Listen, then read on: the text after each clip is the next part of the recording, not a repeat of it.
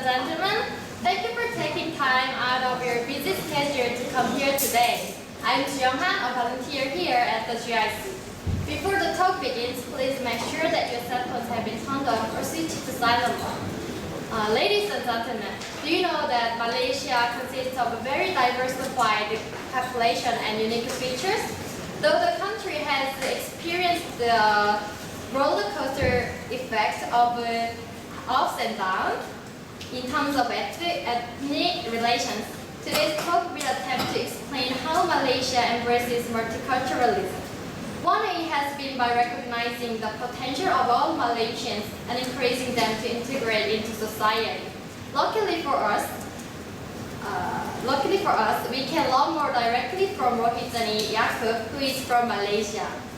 She is a professor of teacher studies and studies courses at the School of Educational Studies, University Science, Malaysia, and has come to the GIC today to share her talk entitled The Tale of Lime, Lemon, and Orange. Now, ladies and gentlemen, let's welcome her with a big round of applause.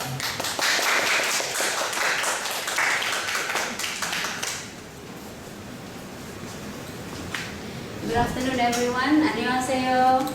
Annyeonghaseyo. It's nice to be here. It is about 1 year. I was here last year. Yeah, I can remember a few familiar faces. And my friend also is here, David Weber. So, okay, my talk today. Yes, okay. Let's not dwell on the tale yet. Keep it to the end, okay? Alright, so before I go into the tale in depth, let me just, ask you to just look around you. Look at the people on your left, on your right, or at the back. Okay, what do you see? What do you see? People. Okay. People, but what about people? You see diversity. I know people who are sitting beside you are your fellow member, Korean as well. But are they the same as you? Why? Why? They are not the same as you. Okay. Just let me share with you a cultural kaleidoscope with what makes a person. There are lots of things, there are lots of attributes that makes a person. Even though you are Korean, but still you are actually diverse in terms of your gender, your age, your everything, even your ethnic, your worship, your everything, your clothing, and how you bring about yourself. So that makes it diverse actually, even if you are from the same nationality. So, okay, this is Malaysian. Only a snapshot of the major ethnic group that we have in Malaysia. Okay, if you can see, there is similarity in the costume that I'm wearing with these people in the picture. Which one do you think I belong to? Which one? Is this one? Not really, probably in the middle. Yeah, it's the same. It's just that this is a toned down or scaled down material. These people don't wear this every day. This is only worn during weddings. Okay, the groom or the bride will wear like this, but with elaborated headgear. So that makes a bride. Okay, but everyday people wear just like me to go to the office. So if you go to Malaysia, this is very common. Not only for the Malays, but from other ethnic groups as well. They also wear this costume. I mean this dress, this kind of dress. Okay, and these are five major ethnic groups in Malaysia, and this is Malay, the biggest ethnic group in Malaysia, which consists of almost 65%, followed by Chinese, Indians, and this is the ethnic group in Sarawak, Borneo, and this is from Sabah, also in Borneo. As you know, Malaysia consists of two main land. Yeah, one is in Borneo, 2 states in Borneo, and another one is Peninsular Malaysia, also known as West Malaysia, which I am from. Okay, so we are talking about differences, we are talking about diversity, but let us explore a little bit about how do we become so diverse. Okay, let's have a look at a short video, please. Alright, let's enjoy it.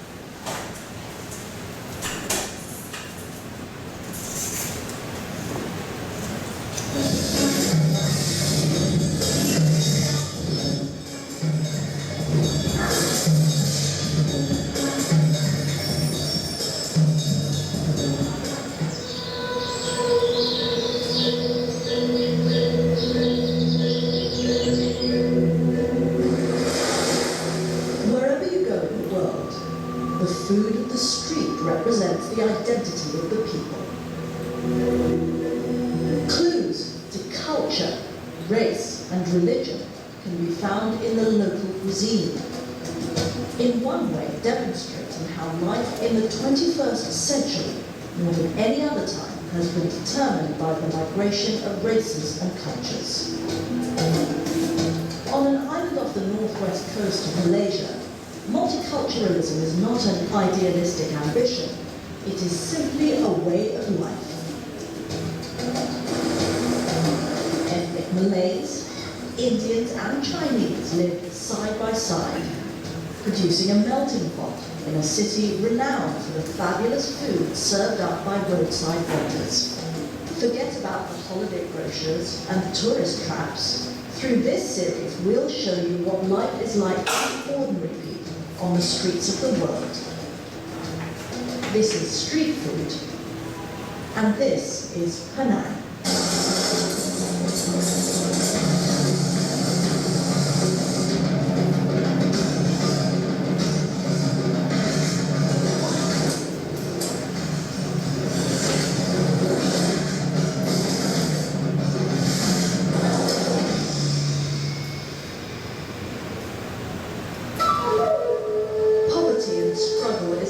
Story for migrant families, but often leads to inspirational lives.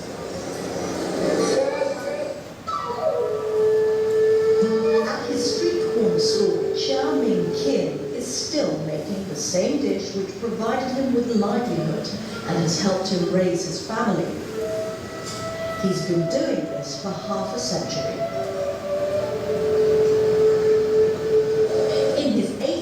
It's been a long road from when he first arrived on the island as a boy. I didn't go to school. I was 12 years old. I did odd jobs. There was hardly any work available. I would help other people, washing dishes, serving tables. I didn't have an education. It's just how it was.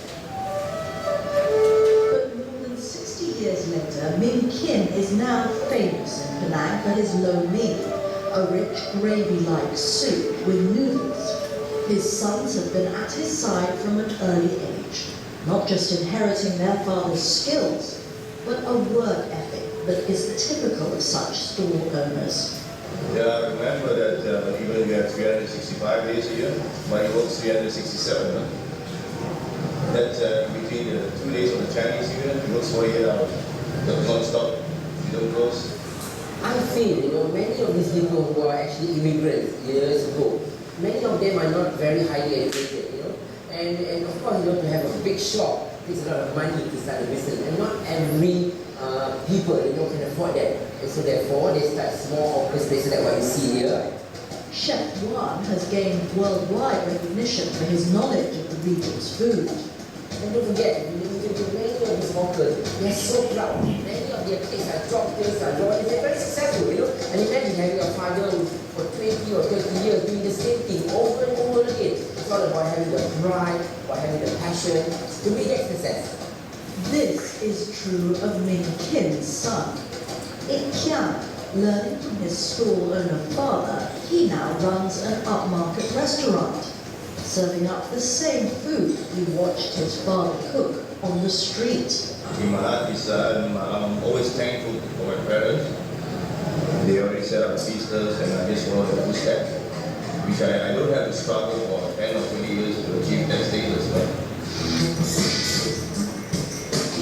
And one of the most popular dishes on offer at Ip Kian's place is the lo mee recipe handed down by his father. Okay. That's a little bit too long to, probably when they upload my presentation, it will be there. Then if you are interested to continue watching, then you can go to their website and just access to the video. But the point I'm making is that in the video, in the movie just now, in the clip just now, it mentioned that the Chinese migrated hundreds of years ago. They came during the British colonization. Probably, I think you have a little knowledge about Malaysia. We were colonized by the British for almost 500 years. Yes, almost 487 years. So it's almost 500 years.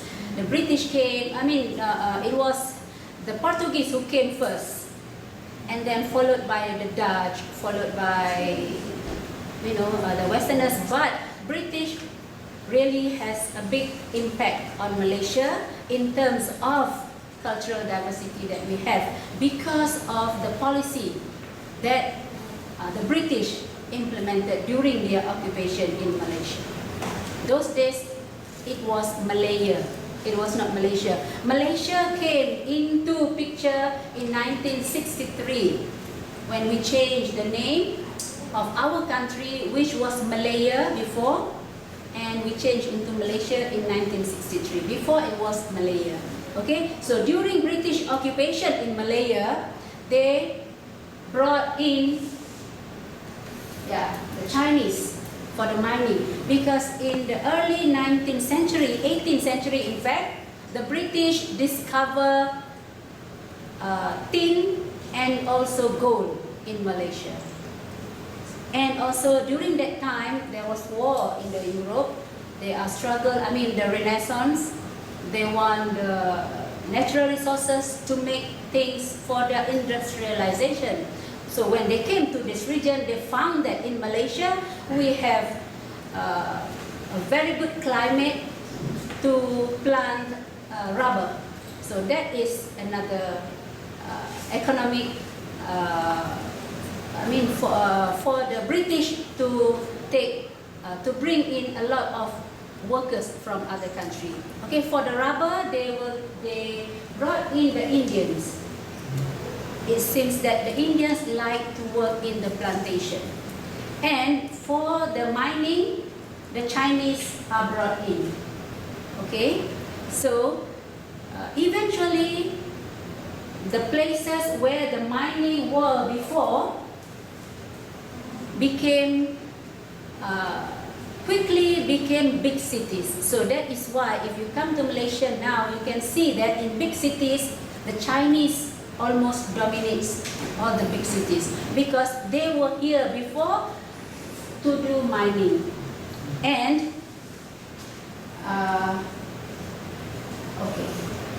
the Chinese and the Indians were brought in mass in many by the British, because the native Malay at that time don't want to work in those two areas. They don't want to do mining. They don't want to work in the estates or the plantation, or they don't want to build roads. And why is that? Being the native of the land, they own lands. They have their own lands. They work on their own lands. So they don't want to work with the British. So that's why British has no, quote unquote, they has no choice. They need to mine. They need all the resources. So they bring in people from Chinese and India. And as you have seen in the video just now, people who were brought in actually came from a very poor family. They were so poor in their own country. That's why they want to come to Malaya at that time to earn better living for the family. So in the early years, they come to work and they send money to the family in their homeland, to China and also to India. In fact, I have my students now. She is the third generation of the immigrants from China. She told us that she shared the story that until now, her father still sending money to their relatives in China because they are still very poor. So, you know, he work here, make a fortune. I mean, they are well off here, if not that wealthy, but they have money, so they send money to China and also they send money to India. So that is still happening now. So, but when they came, actually they were very poor. Okay. So, but in the just before independence, a little bit about our struggle for independence. It is written in history books that Malaya gained the independence without any fight, without any war with the British. But of course, you know, the struggle for independence has been going on, right? Especially after the Japanese left Malaya at that time, because the Japanese who came to Malaya really opened our eyes, opened the natives' eyes that, you know, you need to be free, you need to break free from this British colonial. So the Japanese actually who make us realize that we need to fight for, we need to struggle for independence. So the Japanese came and left in 1945. After that, the struggle began, and before independence in 1957, the British and the political leaders at that time, political leaders meaning that there were three major political parties at that time. One represents the ethnic Malay, which is UMNO until now, which was established in 1946. And MIC, Malaysian Indian Congress, represents the Indian, established in 1947. And MCA, Malaysian Chinese Association, established later in 1946 as well. Okay, the Malay established in February, and the Chinese established end of the year in September, and followed by the Indians. So these three political leaders, you know, negotiated with the British before the British agreed to give independence to Malaya. That this three ethnic group must come together and unify as one nation. Then only the British will grant the independence. So there was a social contract drafted or written at that time, and it is still enforced until now. Among others, okay, the social contract says that there are certain provisions that are only allocated for the Malays. Okay, that is one major, and the immigrants were granted with citizenship. For those who don't want to go back, for the Chinese who don't want to go back, for the Indians who wants to stay, so they were granted with citizenship. So that was how the Chinese and the Indians became Malaysian just before the independence, and it is written in the social contract. So as the result, when we gain our independence, our population doubled suddenly overnight by 31st of August 1957. You know, it used to have like 5 million, doubled into 10 million because of the immigrants. That shows the immigrants, you know, were made a big portion of the population at that time. So, if you read in the media, on the internet, you know, there were lots of people, especially the Chinese or the Indians or other races, other ethnic groups, are dissatisfied with the privileges given to Malays. You will read that a lot. But it is written in the social contract, and it was accepted and agreed upon by all the political leaders of those days. And it is written in the Constitution. You want to change, you have to change the constitution. So that's the way. I mean that it is now, right? So now the population in Malaysia is about 28 million, and Malay make 66%, and followed by this, and this is the Sabah and Sarawak in the East Malaysia. Okay.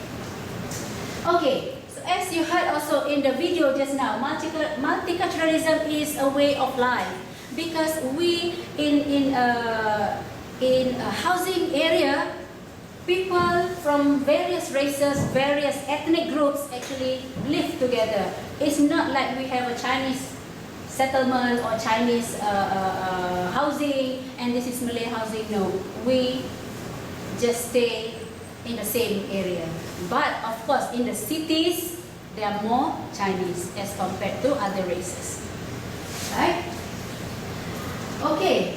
And also in Malaysia, I think up until now, it is something that is understood by all Malaysians, that we treat our fellow ethnic friends or people as Malaysian. Actually, we recognize them as as Malaysian. It's not that they are Chinese from the mainland or Indian from the Indian. And now, in fact, we don't hear that a lot. I mean, the youngsters don't even know that this Chinese, once came from the mainland China, because when they're growing up together, they go to school together, so they are mainly Malaysian. Okay, and of course, there are lots of ups and downs, as mentioned by Ji Young just now. There are lots of tensions between these races, but we, as much as possible, address this issues of multiculturalism, that we promote the respect for each other and also understanding each other. And this is very much integrated, inculcated in the school curriculum from the very young age, from the primary up to the tertiary level. We have these courses for the children. Okay, and what are the mechanisms used? Of course, generally, these are the three sectors or three major affirmative action that the government take. Socially, education system play a very, very crucial role. I think it works. It's true anywhere in the world. Education is the vehicle to deliver or to engineer the nation. Okay, so that's why in the country, in Malaysia, we have the national school.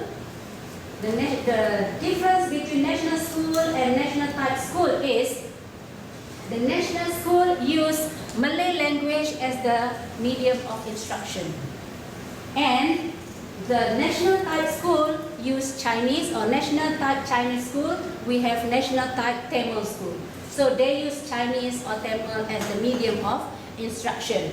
And there are also religious schools for the family who wants to send their children for to learn more about religion.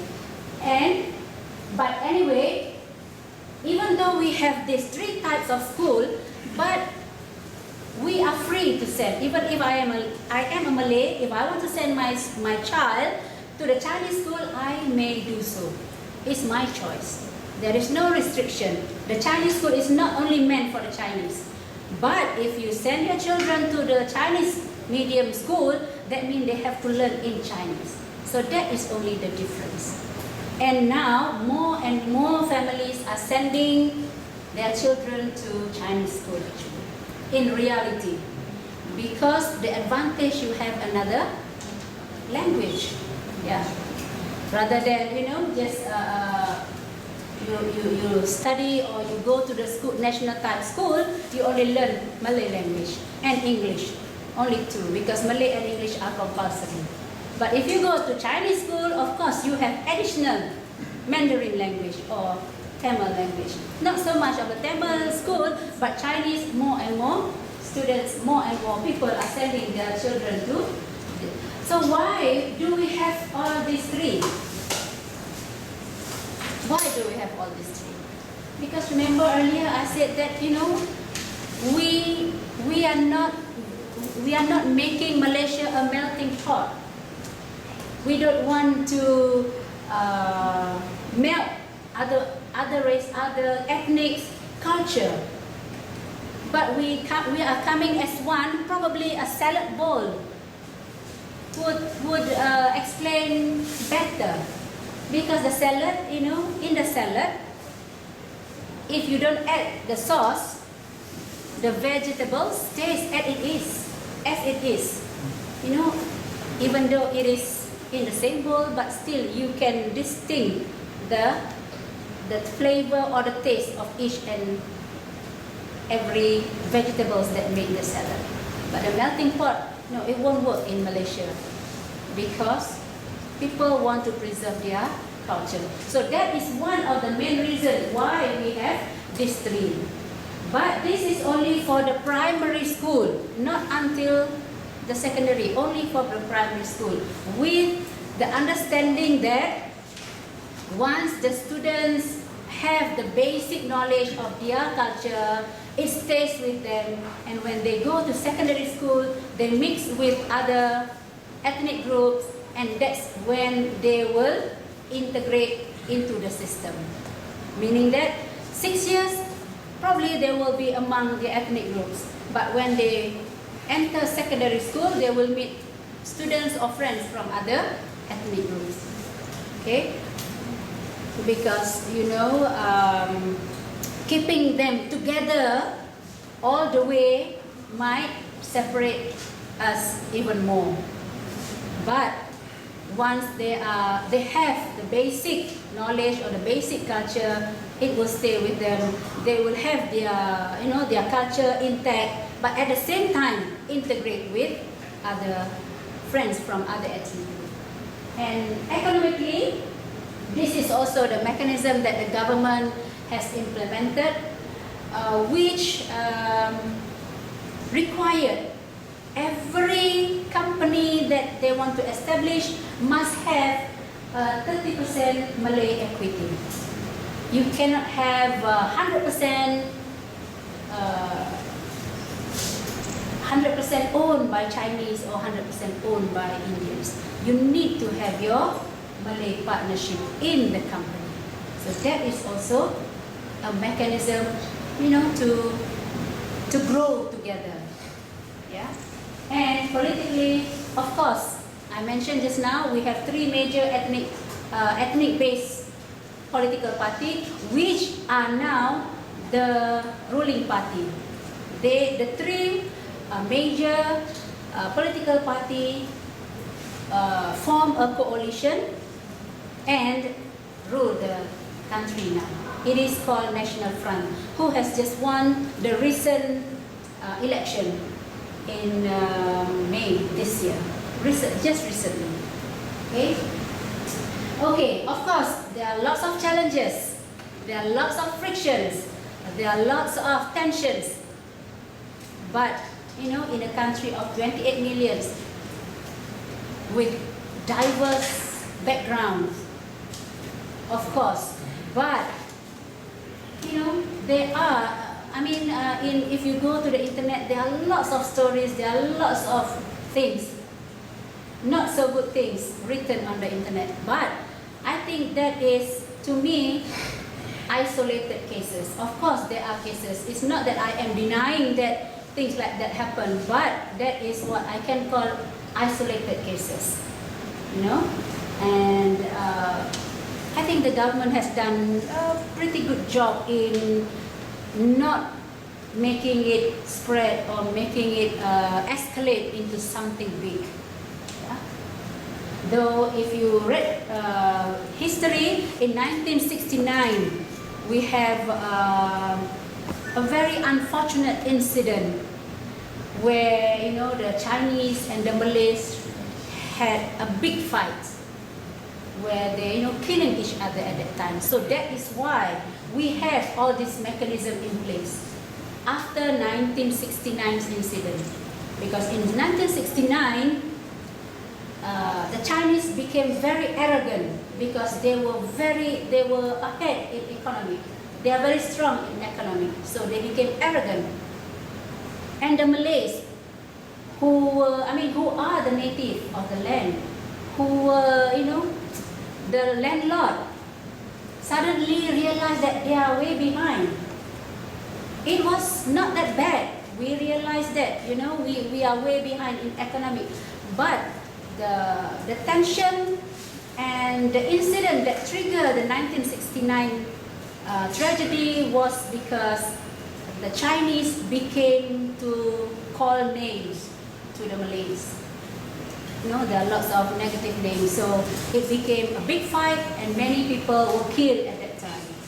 There was insurgents announced, and after that, 1970, that's why we have lots of affirmative action taken by the government, which I have discussed earlier. Okay? So, but anyway, as a nation, we are dynamic, of course. We can't say that what we do today will sustain or will work in the future. But anyway, as a nation, of course, we need to work hard to keep that harmony or to keep that peaceful environment in place. We don't want to be another Egypt, or we don't want to be another Myanmar, or you name it. Okay? So, yeah, I think as a reflection, people fear because people don't know. Right? I think that is a common sense. If you don't know people, of course you have skeptic about them. You are thinking, he is not so good guy, or she is some kind of, bad people. But if you know people, or if you know people around you, so you can easily, you understand each other, then the fear slowly will go away. So that is what our education system is actually trying to integrate all the ethnic groups into one national type school. Okay? And I think multiculturalism or diversity is also very important. I think I compare, or the image that I have in mind is that it's also the same as that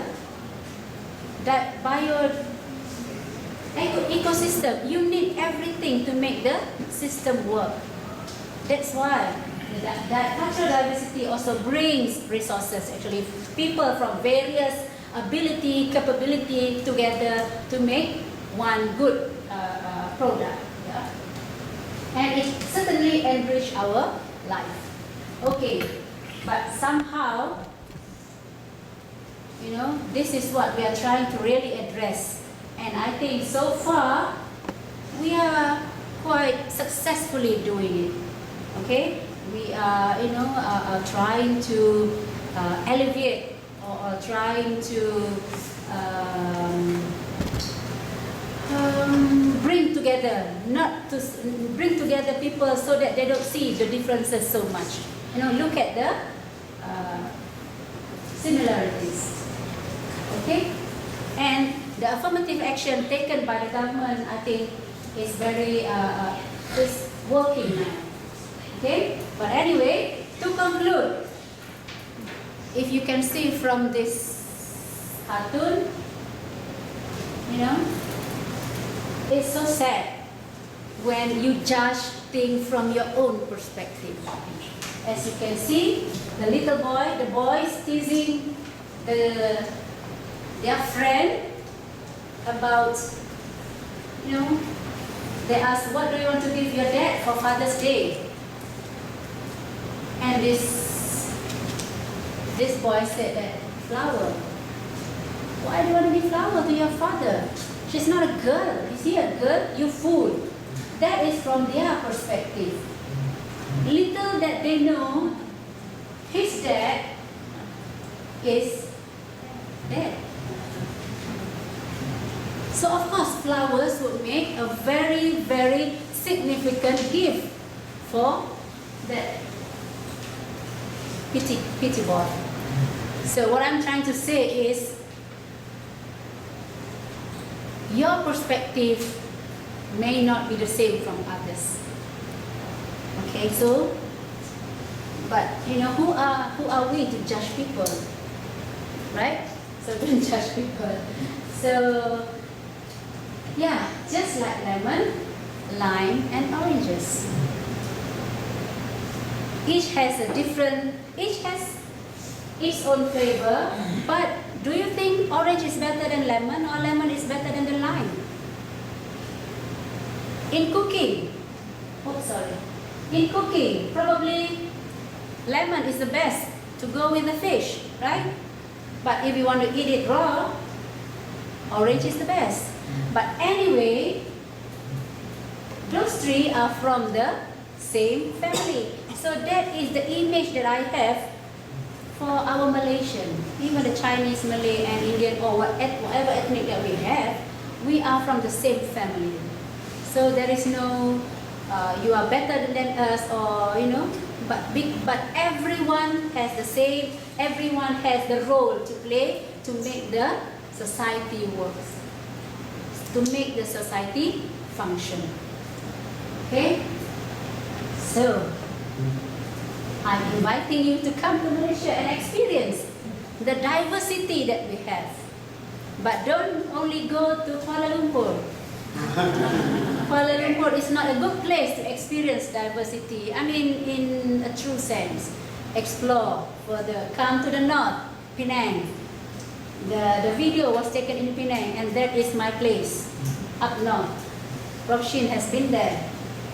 And this is like the Blue House, equivalent to the Blue House here in Korea, or the White House in the States.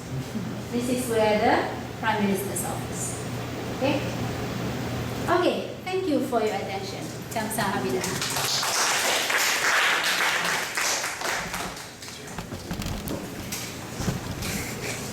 Actually, you can come right over here. We'll have a question and answer. All right, okay.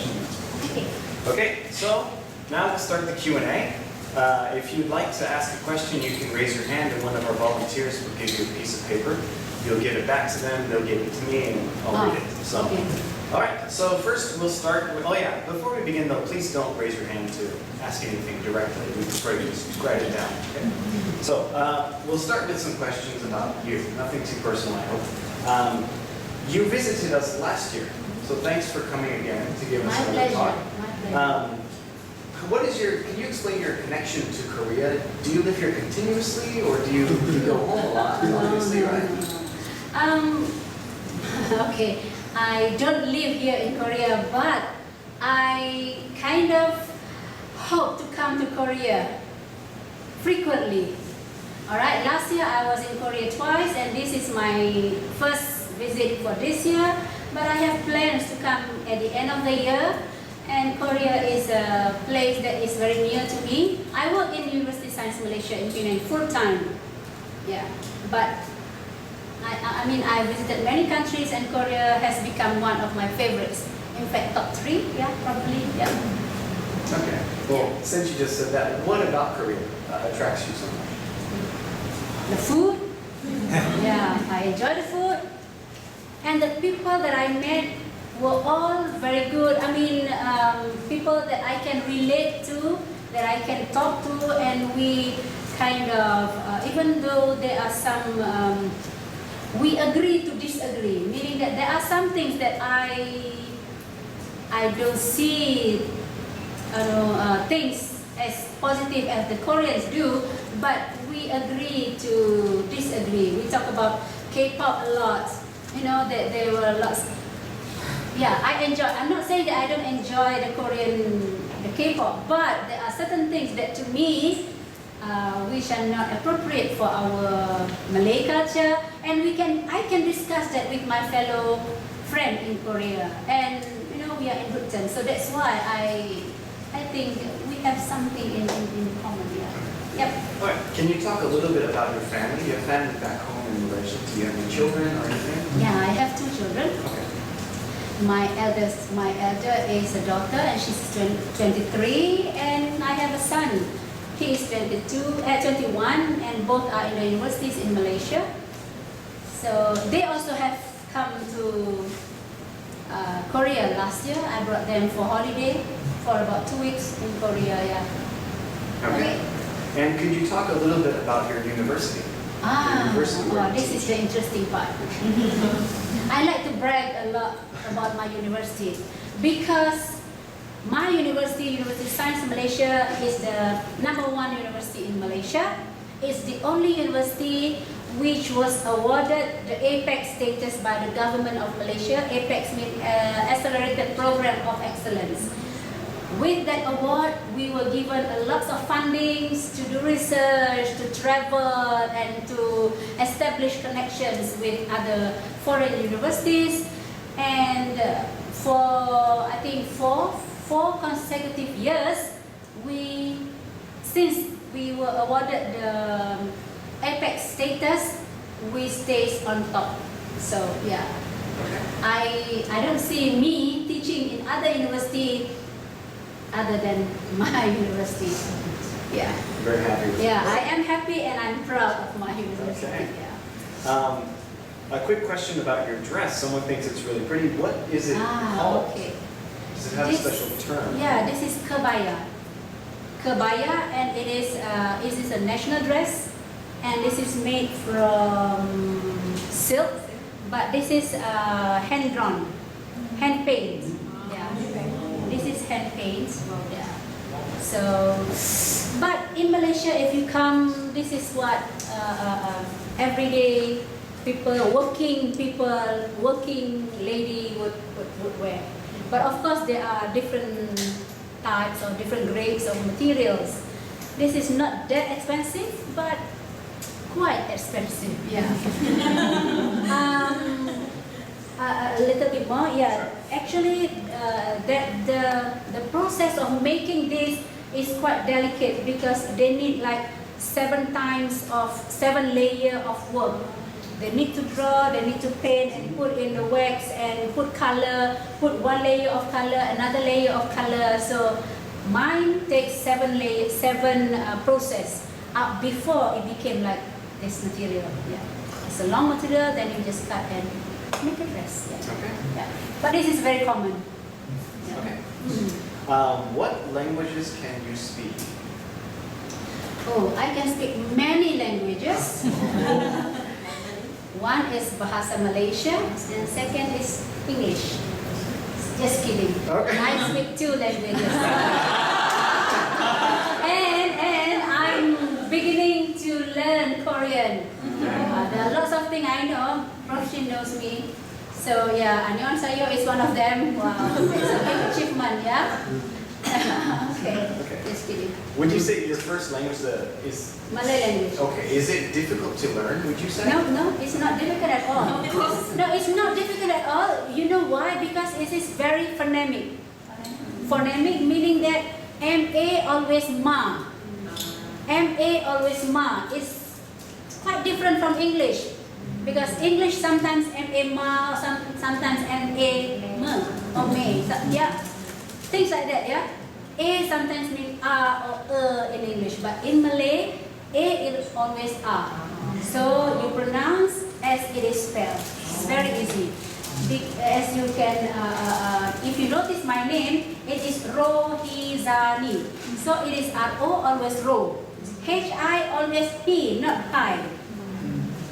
And Z-A is Za. N-I is Ni. So you can pronounce as it is spelled. So it is very easy to learn. Okay. Now we'll switch over to questions more about Malaysia in general. Another one is about language. Do young people mostly speak one language, or do they still learn many different languages? Okay, now they are even more fortunate because in school they offer the 3rd language. The first is a Malay language. Second is the English language, which is, these 2 are compulsory. But now in school they offer the 3rd language. The students can choose whether to learn even Korean, Japanese, Spanish, Germans, depending. But at least there are 5 different languages offered in every school. Different language. Probably this school would pick like Spanish, Germans or Japan and Korea. But other school might choose other language depending on their interests. So I would think that students nowadays speaks more than two languages. Yeah. And they also speak fluent English better than I am, because I was taught. I go to the Malay medium instruction, Malay language instruction from my year 1 until my university. I completed my PhD in my language. So, but I have interest in English. So I learn on my own, watching TV, read novels and all this stuff on my own. But now, the children, the students can speak better English. Even I think my children speak English fluently better than I am. Yeah. Okay. On a map, Malaysia looks really interesting. And why is that? Because it's separated. How did it originally become a country? Okay. Back in 1824, there was the Pangkor Treaty between the Dutch and British. Okay. According to that treaty, all the land which are under British, they swap their colonial land. What do they call it? The land that they colonized. Yeah. Initially, the East Malaysia was colonized by the Dutch. This one by the British. So, and the Dutch also colonized part of Indonesia. So according to British and the Dutch interest, so they swap. So that's how the Borneo became Malaysia, and British let go the total of Indonesia to the Dutch. So that's how it was in 1824. Yeah, so that's how it became one. Yeah. These days, with all the different ethnic groups in Malaysia, are a lot of people intermarrying? Is that very common? Yeah, it is quite common now. Yeah, but there is a little twist if you want to do intermarriage in Malaysia, especially if you want to marry a Malay. Anybody who wants to marry a Malay has to convert into Islam. Yeah, that is the tricky part of it. But if Chinese and Indians marry, they can choose whether they want to follow Chinese or follow the Indians, whatever. But normally they will follow the husband. If the Chinese, if the groom is Chinese, then they will follow. Yeah. But if you want to marry into the Malay, you need to convert into Islam. But you are still, your ethnic would remain as Chinese. It's just that your religion changed to Islam. So that's how it is. Okay. There's some questions about the affirmative action programs in Malaysia. Do you think that the affirmative action programs generally benefit the native Malays most? No, I would say that it is not benefit Malays the most, but benefits all. I think you can show another in the folder just now. I have one more. Yeah. I think that explains about the affirmative action that the government take. As you can see, if you distribute things equally, what happened to that little boy? What happened to that little boy? This is equal because they are given the same platform. This tall boy have all the advantages, and this is equal. But what we are doing now is, we are looking from the justice perspective, where the most disadvantaged are given more things so that they can become equal. They can enjoy the game. Otherwise, here they still cannot enjoy it because they still can't reach. So yeah, I think it somehow benefit all. As I explained in my presentation about the May 69 1969, that was what happened. Because this tall guy has become very tall. And this poor guy, left with almost very little. So that creates racial riots. So, yeah, I think it does not benefit Malays the most, it benefits all. Yeah, that's what I think. You mentioned that the Chinese are a market-dominant minority in Malaysia, where they have been. They've been very strong with Until now, yeah. And that Chinese companies need a 30% Equity. Malay equity. Do Malay groups, or corporations or businesses also need like an Indian quota and a Chinese quota, or is it mostly benefiting? No, not really, because the Chinese would always have this big conglomerate, big companies which invest like billions of dollars. So of course, when you have billions asset in the company, you get a big project from the government. So the revenue is always very big. So that's why the government said that this kind of work should be distributed to the Malays as well. So that's why. And it's not that many Malays own very big company in Malaysia. We do have, but the top 10 richest in Malaysia are all Chinese, except for one, Indian, which owns AirAsia. That is Indian. An Indian who owns AirAsia, the airlines company, So he is one of the richest in Malaysia, and only one Malay, and the another 8 will be Chinese. Okay. In terms of demographic growth and decline, which groups are increasing in number the most or decreasing in number the most? Can you give us an idea? I think generally now, those all ethnic groups are decreasing in number because they now have career. So they have less and less children. Those times it's very common to see the Malay will have like 12 children or even 15 children. Yeah, it's true. My mother has 12 in the family. 12, my mother. And she is the youngest. Alright? And my mother has 6 children. Including me, I have 6 siblings. And when it comes to me, now I have 2. So you see the number is becoming smaller. I think that applies to Chinese and Indian as well. Chinese always have big family. They have 6, 7, 8, 9, 10, 12. Same as the Malay as well. But now they also like to have 1, 2, or most is 3. Not many have more than that. It's not common to see people have like 5 or 6 children now. They will have like 1 or 2 because they have career, there are lots of other consideration.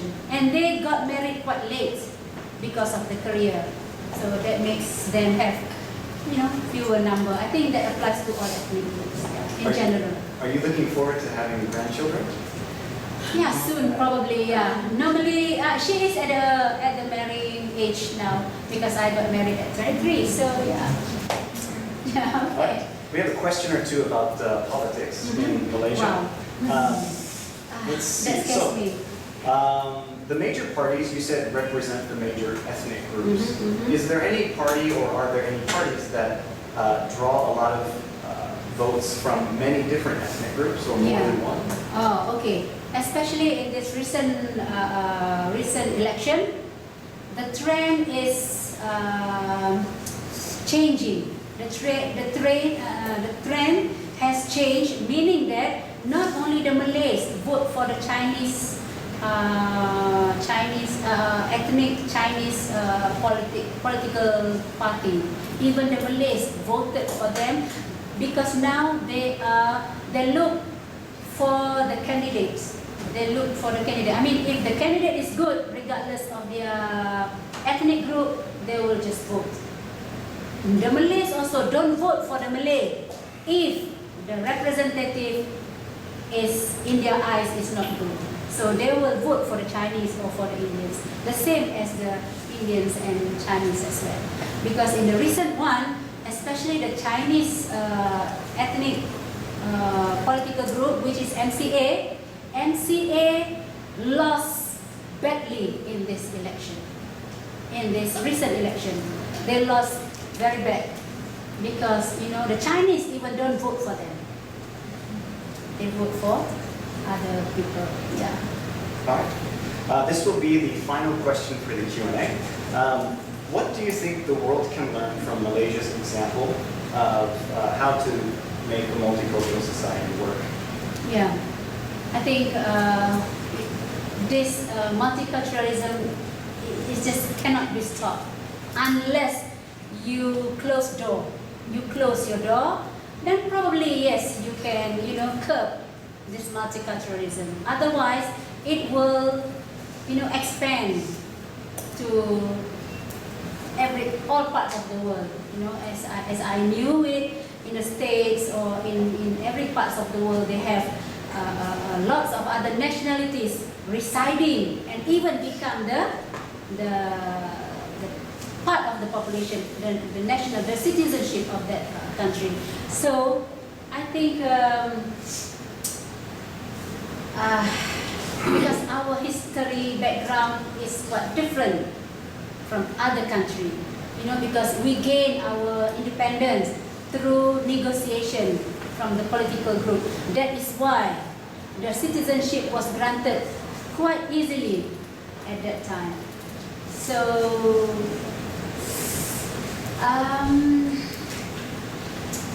I don't know how to say it, but to keep a monocultural is also impossible. But I think strict measures should be taken. You know, if people want to become the citizen, there are certain provisions or certain rules that they need to follow. It's not like, yeah, like I said, we have a different historical background.